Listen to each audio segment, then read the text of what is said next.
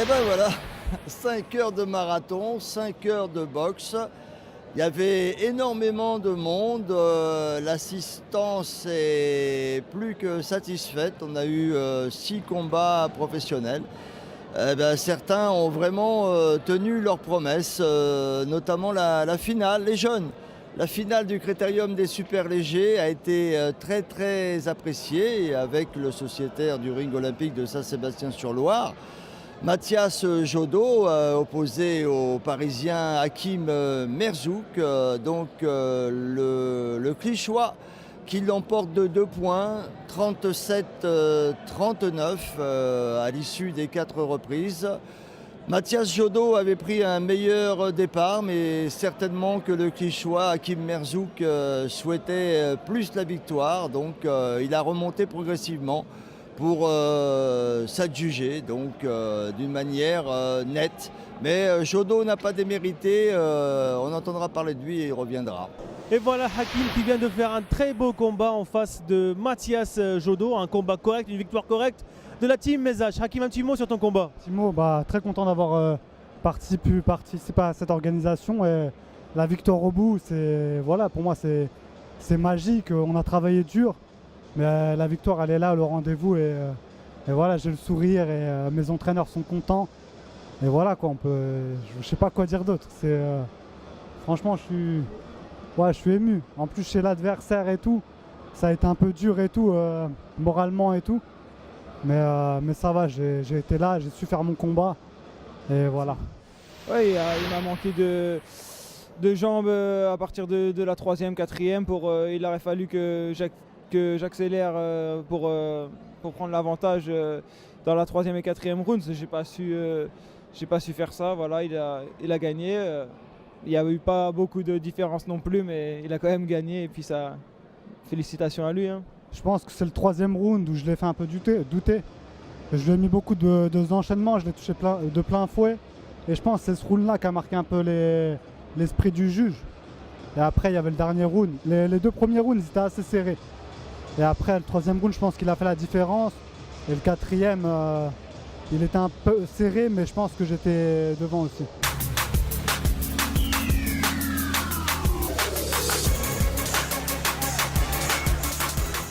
Charlie Quedor était de retour finalement. Les médecins ont trouvé les bons remèdes et il est rétabli, il est sur pied. Et de nouveau promis un bel avenir. Il avait un très très bon boxeur. Pour un combat de rentrée, on lui avait pas facilité la tâche. Avec un protégé de la famille Patrak, Yann Rietor, donc décision unanime, mais c'était très très serré et on a découvert un bon boxeur en la personne de Yann Rietor. Le retour de Charlie, un retour explosif, une victoire, une très belle victoire ici à Saint-Nazaire. Charlie, félicitations. Alors, t'es satisfait? Ouais, satisfait. Je manquais de rythme, j'ai passé une très très grosse journée au travail, des semaines très chargées. J'ai très peu le temps de m'entraîner, je pense que Stéphane pourra vous le dire. J'ai peut-être été 10-15 fois à la salle pour préparer mon combat. Je le sentais que je manquais de quelque chose, mais dans la tête j'avais envie et quand je suis tombé par terre, ça m'a réveillé. Un boxeur très courageux, explosif, ça frappait. Je me le disais pas, mais je savais très bien que ça frappait. D'ailleurs, j'ai pris une droite, ça m'a mis par terre directement. Après voilà, il a 5 combats, 5 victoires. Je lui souhaite que du bonheur et je pense qu'il ira loin parce que ça se voyait qu'il avait l'envie.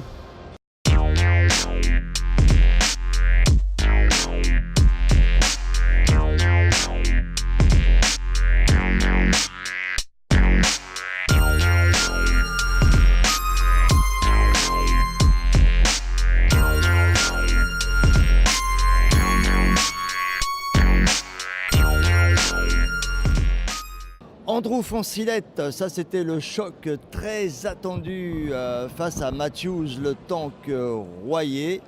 En 6 reprises, Andrew l'a remporté, lui aussi de manière unanime, mais il a dû s'employer à fond. C'est jamais parti gagner, c'est jamais facile face à Matthews Royer. qui a fait le travail, comme à l'habitude, hein, méthodique, la marche en avant, le bûcheron, travail de sape. Je pense que Andrew a beaucoup appris dans ce combat pour les tâches futures qui l'attendent et qui ne vont pas tarder à se préciser pour lui aussi au niveau national. Olivier Vautrin face à Jérémy Bougamont, donc beaucoup de boxeurs du sud de la France, notamment du Languedoc-Roussillon ou d'Aquitaine, qui avaient effectué le déplacement donc pour fournir l'opposition des boxeurs du cru et principalement des sociétaires du boxing nazérien. Olivier Vautrin qui l'a emporté somme toute assez facilement, on va dire, par abandon jet de l'éponge à la 3e reprise. Ce qu'on a observé, c'est que Jérémy Bougamont, dans la catégorie des poids mi-lourds, n'a pas la morphologie pour cette catégorie. Il faut qu'il redescende parce qu'il y avait vraiment une différence de gabarit notoire et c'était certainement son plus gros handicap au départ pour ce combat. Olivier, félicitations. Merci, satisfait? Ouais, assez satisfait du combat. Ouais. Comment c'était le combat? Ça a été comme d'habitude. Au premier round, j'ai observé le boxeur. Après, j'ai vu qu'il y avait certaines ouvertures. Donc j'ai essayé de boxer proprement vu que c'est chez moi et qu'on veut toujours bien faire chez soi, tu vois bien. Donc j'ai vu que ça passait. Deuxième, j'ai encore travaillé au deuxième, troisième et ensuite j'ai terminé. Prochain combat alors? Ça reste à déterminer, mais normalement je vais rentrer au tournoi de France, début des tournois de France, donc je ne sais pas si ça va se faire en fin d'année ou en début d'année à la soucoupe, on l'espère, pour le premier combat, ou sinon on verra, on se déplacera et on gagnera et jusqu'au bout, et j'attends qu'une seule chose, c'est d'être champion de France.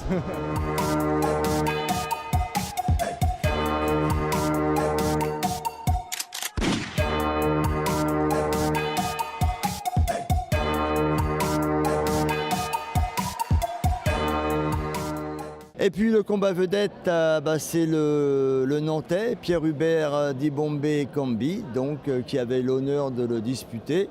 C'était la 5e fois qu'il se produisait à la soucoupe de Saint-Nazaire, puisque Francis Perrault et son club du Nantes Atlantic Box sont très proches. Ils travaillent en étroite collaboration avec le boxing nazérien de la famille Cazot. Face à Gevorg Marakian de Tarbes, 8 reprises. Notre ami Patrick Devergne a arrêté le Tarbais dans les dernières secondes de la dernière reprise.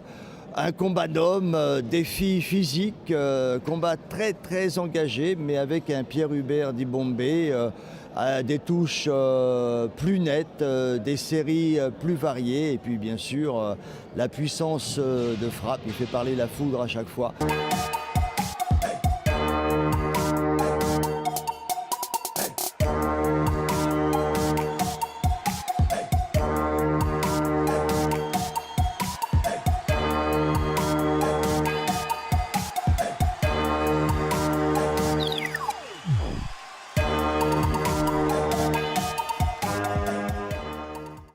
David Papeau, donc le championnat de France des super welter maintenant, puisque la ceinture a changé de taille. C'est Geoffrey Jacob qui a battu Kamal Mohamed la semaine dernière à Calais, qui est l'actuel et nouveau champion de France des super welter. David Papeau est son challenger officiel. C'est simple, hein, le combat, je pense que soit ce sera à Calais, soit ce sera à Saint-Nazaire, en tous les cas au plus offrant. Malheureusement, on lui opposait Joël Duchemin, du Thuir, dans les Pyrénées-Orientales, qu'on connaît, qui a fait pas mal de combats dans les poids moyens, notamment face à Bidel Smart Shkitou, entre autres. Malheureusement, pas de combat. On a été assez déçus, perturbés, surpris dès le premier coup appuyé qu'il a reçu. Il a craché le protège-dents, l'arbitre était en train de compter, Christophe Borin donc a arrêté le combat. Il n'était pas le compte de 10 fatidique, mais arrêt de l'arbitre, et il l'a reconduit dans le coin. Une très belle victoire de David Papeau avec son crochet au cross du gauche. Apparemment le sparring en Espagne a payé.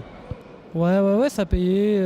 Très bon entraînement pendant 2-3 mois, surtout physiquement. Et niveau précision, tout ça on a travaillé. Et puis voilà, ça, sur le premier coup net, il est tombé. Donc c'est que le travail qu'on a mis en application en place avec tout le staff bah ça paye. Donc on va continuer dessus pour pouvoir encore améliorer tout ça. On voulait abréger le combat parce que j'entends trop dire ouais Papo c'est très très fort mais ça frappe pas. Donc maintenant je montre que je suis pas un frappeur mais avec la rapidité et quand ça touche au bon moment bah voilà ça tombe. Bah écoute, rendez-vous le 26 novembre à Laval. Ok, pas de problème. Merci mon David. Salut Badr. Voilà, c'était le premier rendez-vous du boxing nazérien. Toujours en collaboration avec Gérard Tesseron, une recette apparemment qui porte ses fruits. C'était la 3e organisation de ce type et pour la 3e fois consécutive, eh bien, l'assistance dans la soucoupe de Saint-Nazaire était le double par rapport à celle que l'on observait ces dernières années. Voilà, donc c'est de bon augure pour la boxe et le boxing nazérien. Voilà, merci d'avoir été fidèle sur Boxing Mag TV et à la prochaine fois. Au plaisir, au revoir.